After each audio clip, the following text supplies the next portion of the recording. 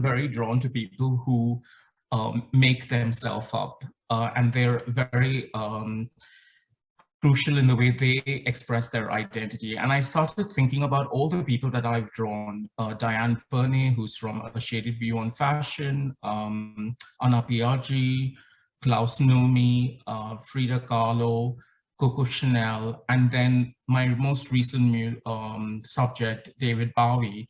And they all have one thing in common. It's the way they use dress and costume to sort of communicate an idea and communicate and also reinterpret themselves, because it's very hard to reinterpret yourself without the power of dress. So, for example, the Frida Kahlo works were basically inspired by the idea that Frida Kahlo has become such an international icon.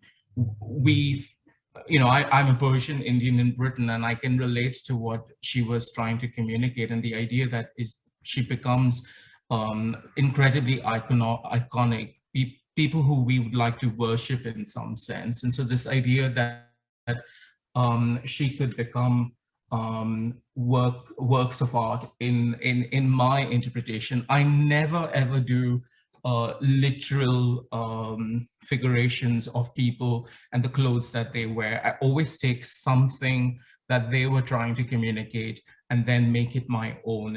And I think that's a very key part in my practice. And even the body, and you may not see this right now, but this whole shape was created by patterns. So it's the idea that there's a vocabulary of shapes that were not used in a visual sense. I'm now using them in that way of expressing my ideas.